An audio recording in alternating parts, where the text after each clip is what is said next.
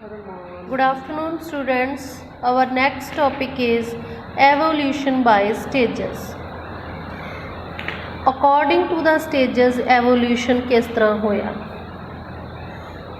They have taken the example of the organs कि पहला organs किमें बनिया, फिर किमें बनिया, फिर किमें बनिया.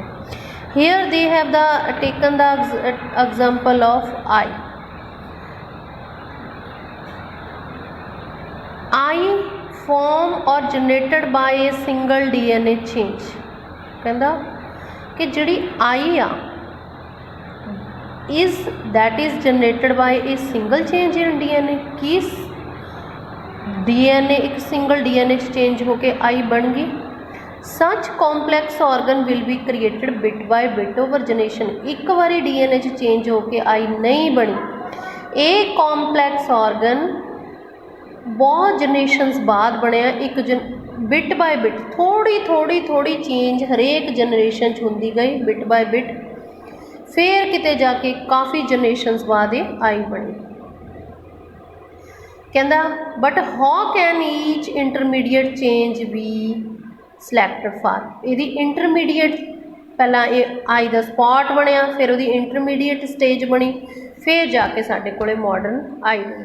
ਹੁਣ ਇਹਨੂੰ ਅੱਗੇ ਉਹ ਐਕਸਪਲੇਨ ਕਰ ਰਿਹਾ ਕਿ ਈਵਨ ਐਨ ਇੰਟਰਮੀਡੀਏਟ ਸਟੇਜ ਜਿਹੜੀ ਪਹਿਲਾਂ ਆਈ ਦੀ ਬਣੀ ਦੈਟ ਇਜ਼ ਨੋਨ ਐਜ਼ ਰਿਊਡੀਮੈਂਟਰੀ ਆਈ. ਮਤਲਬ ਕਿ ਉਹ 'ਤੇ ਆਈ ਦੇ ਸਪੌਟਸ ਸੀ, ਉਹਨੂੰ ਅਸੀਂ ਰਿਊਡੀਮੈਂਟਰੀ ਆਈ ਕਹਿੰਦੇ ਸੀ. ਉਹਦਾ ਦੇਖਣ ਦੇ ਵਿੱਚ ਕੋਈ ਯੂਜ਼ਫੁਲ ਨਹੀਂ ਸੀ. ਹੌਲੀ ਹੌਲੀ ਉਹਦੇ 'ਤੇ ਥੋੜ੍ਹੀ ਜਿਹੀ ਉਹਦੇ ਵਿੱਚ ਦੀ ਲਾਈਟ ਜਾਣ ਲੱਗ ਗਈ ਡਾਇਰੈਕਸ਼ਨ ਦੇ ਵਿੱਚ.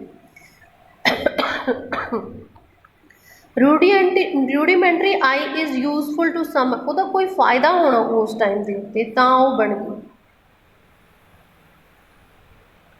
This is a fitness advantage. उस एनवायरनमेंट ਦੇ ਵਿੱਚ ਉਹ ਜਿਹੜਾ आई ਦਾ ਬਣਨਾ ਚਾਹੇ ਉਹ रूडीमेंटरी आई ਦਾ ਉਹਦਾ ਉੱਤੇ ਕੋਈ एडवांटेज ਸੀ, फ़ायदा ਸੀ. Same in fact the eye like the wing seems to be very popular adaptation. ਕਹਿੰਦਾ ਅਸਲ ਦੇ ਵਿੱਚ ਜਿਹੜੇ ਆਈ ਵਰਗੇ ਵਿੰਗਸ ਦੇ ਉੱਤੇ ਕਈ ਵਿੰਗਸ ਦੇ ਉੱਤੇ ਆਈਜ਼ ਵਰਗੇ ਵਿੰਗਸ ਹੁੰਦੇ ਆ ਉਹ ਉਸ ਇਨਵਾਇਰਨਮੈਂਟ ਦੇ ਵਿੱਚ ਬਹੁਤ ਅੱਛੀ ਤਰ੍ਹਾਂ ਅਡੈਪਟ ਹੋਏ ਹੋਏ ਸੀ. ਜਿਵੇਂ ਇਨਸੈਕਟਸ ਦੇ ਹੁੰਦੇ ਆ, ਆਕਟੋਪਸ ਦੇ ਵੀ ਆ, ਵਰਟੀਬ੍ਰੇਟਸ ਦੇ ਵੀ ਆ. ਠੀਕ ਆ. ਵਿੰਗਸ ਦੇ ਵਿੱਚ ਜਿਹੜੀ ਆਈ ਲਾਈਕ ਵਿੰਗ ਸੀਗੇ ਨਾ ਉਹਨਾਂ ਦੀ ਉਹ ਵੈਰੀ ਪਾਪੂਲਰ ਅਡੈਪਟੇਸ਼ਨ ਸੀ. ਉਸ ਇਨਵਾਇਰਨਮੈਂਟ ਦੇ ਅਕੋਰਡਿੰਗ ਉਹ ਚੇਂਜ ਹੋਇਆ ਸੀ ਅਤੇ ਉਹਦੀ ਉਸ ਕਿਸੇ ਵੀ ਐਨੀਮਲ ਨੂੰ ਉਹਦਾ ਫਾਇਦਾ ਸੀ. But insects have them. ਉਸੇ ਤਰ੍ਹਾਂ ਆਈਜ਼ ਇਨਸੈਕਟਸ ਦੇ ਕੁਝ ਵੀ ਹੋ ਗਈਆਂ, ਆਕਟੋਪਸ 'ਚ ਵੀ ਹੋਈ ਅਤੇ ਸਾਰੇ ਵਰਟੀਬ੍ਰੇਟਸ ਦੇ ਵਿੱਚ ਵੀ ਹੋਈ. Means rudimentary eye. The structure of ਦਾ eye in these organisms is different. Insect ਦੇ ਵਿੱਚ ਆਈ ਅਲੱਗ ਦੀ ਆ, ਆਕਟੋਪਸ ਦੇ ਵਿੱਚ ਅਲੱਗ ਦੀ ਆ ਅਤੇ ਵਰਟੀਬ੍ਰੇਟਸ 'ਚ ਉਹਦੀ ਅਲੱਗ ਆ. This is show our evolution reason. ਠੀਕ ਹੈ, ਐਵੋਲਿਊਸ਼ਨ ਰੀਜਨ ਸ਼ੋ ਕਰਦੇ ਆ. ਇਨਸੈਕਟ ਦੇ ਵਿੱਚ ਕਿੱਦਾਂ ਦੀ ਆ, ਆਕਟੋਪਸ ਦੇ ਵਿੱਚ ਕਿੰਨਾ ਕੁ ਦੇਖਣ ਦਾ ਕੰਮ ਕਰਦੀ ਆ ਅਤੇ ਵਰਟੀਬ੍ਰੇਟਸ ਦੇ ਵਿੱਚ ਕਿੰਨਾ ਕੁ ਕਰਦੀ ਆ. ਕਈਆਂ ਦੇ ਵਿੱਚ ਜਸਟ ਉਹਦਾ ਕੰਮ ਸੈਂਸ ਕਰਨ ਦਾ ਹੀ ਆ, ਕਈਆਂ ਦੇ ਵਿੱਚ ਜਸਟ ਇਹ ਰਿਊਡੀਮੈਂਟਰੀ ਆ, ਸਪੌਟ ਹੀ ਲੱਗਿਆ ਹੋਇਆ ਆ. ਇਹਨਾਂ ਨੇ ਦਿਖਾਇਆ ਇਹ ਫਲੈਟ ਬੋਮ ਪਲੈਨੇਰੀਆ ਸਿੰਪਲ ਆਈਜ਼ ਨੇ that R really just I spots.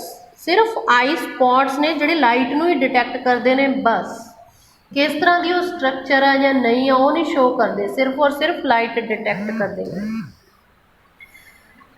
A change that is useful. ਹੁਣ ਇਹਨੂੰ ਫਾਇਦਾ ਸੀਗਾ ਫਲੈਨੇਰੀਆ ਨੂੰ ਜਿਹੜੇ ਆਈ ਸਪੌਟਸ ਬਣੇ.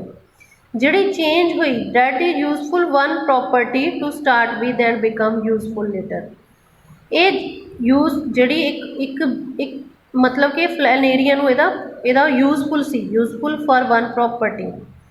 ਜਿਸ ਆਰਗੈਨਿਜ਼ਮ ਨੂੰ ਉਹਦਾ ਐਨੀਮਲ ਨੂੰ ਉਹਦਾ ਫਾਇਦਾ ਸੀ, ਠੀਕ ਆ, ਉਹ ਉਸ ਦੇ ਵਿੱਚ ਉਸ ਦੇ ਅਕੋਰਡਿੰਗ ਜਿਹੜੀਆਂ ਚੇਂਜਸ ਆਈਆਂ. ਮਤਲਬ ਕਿ ਜਿਹੜੀਆਂ ਚੇਂਜਸ ਦਾ ਆਰਗੈਨਿਜ਼ਮ ਨੂੰ ਫਾਇਦਾ ਸੀ ਉਹੀ ਚੇਂਜਸ ਉਹਨਾਂ ਦੇ ਵਿੱਚ ਆਈਆਂ ਅਤੇ ਉਹਨਾਂ ਨੇ ਉਹੀ ਬਾਅਦ ਵਿੱਚ ਉਹਨਾਂ ਦੇ ਲਈ ਯੂਜ਼ਫੁਲ ਬਣੀਆਂ. For example feathers. ਜਿਹੜੇ feather C we can say ਫੈਦਰਸ ਔਰ ਫੀਦਰਸ ਦੈਟ ਆਰ ਫਸਟ ਪਹਿਲਾਂ ਉਹ ਸਿਰਫ ਔਰ ਸਿਰਫ ਇਨਸੂਲੇਸ਼ਨ ਲਈ ਸੀ, ਕੋਲਡ ਵੈਦਰ ਦੇ ਵਿੱਚ ਇਨਸੂਲੇਸ਼ਨ ਦੇ ਸੀ, ਬਟ ਬਾਅਦ ਵਿੱਚ ਉਹਨਾਂ ਦਾ ਯੂਜ਼ ਕਾਹਦੇ ਲਈ ਹੋ ਗਿਆ, ਫਲਾਈਟ ਦੇ ਲਈ। ਮੀਨਸ ਜਿਹੜੀਆਂ ਚੇਂਜਸ ਆਈਆਂ ਫਾਇਦੇ ਲਈ ਆਈਆਂ, ਬਾਅਦ ਵਿੱਚ ਉਹਦਾ ਹੋਰ ਫਾਇਦਾ ਹੋ ਗਿਆ।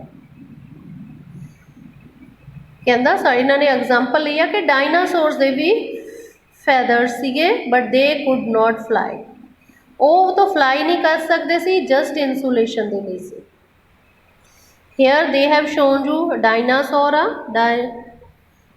ਡੋਰਾਮੀਸੌਰਸ ਫੈਮਿਲੀ ਦਾ ਉਹਦੇ ਵਿੰਗਸ ਦਿਸ ਰਹੇ ਨੇ। ਹੇਅਰ ਡਾਇਨਾਸੌਰ ਦੇ ਆ ਬੋਨਸ ਦਾ ਪ੍ਰਿੰਟ ਆ, ਉਹਦੇ 'ਚ ਵੀ ਵਿੰਗਸ ਦਿਸ ਰਹੇ ਨੇ। ਹੇਅਰ ਆਲਸੋ ਡਾਇਨਾਸੌਰ ਦੇ ਵਿੰਗਸ, ਜਦ ਕਿ ਉਹਨਾਂ ਤੋਂ ਫਲਾਈ ਕਰਨ ਦਾ ਨਹੀਂ ਸੀ, ਸਿਰਫ ਔਰ ਸਿਰਫ ਇਨਸੂਲੇਸ਼ਨ ਦਾ ਕੰਮ ਕਰਦੇ ਸੀ। ਲੇਟਰ ਬਾਅਦ ਵਿੱਚ ਬਰਡਸ ਨੇ ਉਹਨਾਂ ਦੇ ਵਿੱਚ ਚੇਂਜਸ ਕਰਕੇ ਅਡੈਪਟ ਹੋ ਗਏ ਫੈਦਰਸ ਤੋਂ ਫਲਾਈਟ ਕਰਨ ਦੇ ਲਈ, ਉਹ ਉੱਡਣ ਦੇ ਲਈ ਉਹਨਾਂ ਨੇ ਜਿਹੜੇ ਫੈਦਰ ਸੀ ਹੀਟ ਵੀ ਦੇ ਰਹੇ ਨੇ, ਇਨਸੂਲੇਸ਼ਨ ਵੀ ਦੇ ਰਹੇ ਨੇ, ਤੇ ਉਹ ਉਹਨਾਂ ਨੂੰ ਉੱਡਣ 'ਚ ਵੀ ਹੈਲਪ ਕਰ ਰਹੇ ਨੇ। Birds are that mean birds are closely related to reptiles, bird reptiles ਨਾਲ ਕਲੋਜ਼ਲੀ ਰਿਲੇਟਡ ਨੇ। ਕਿਉਂ? ਕਿਉਂਕਿ ਡਾਇਨਾਸੌਰਸ ਰੈਪਟਾਈਲਸ ਨੇ।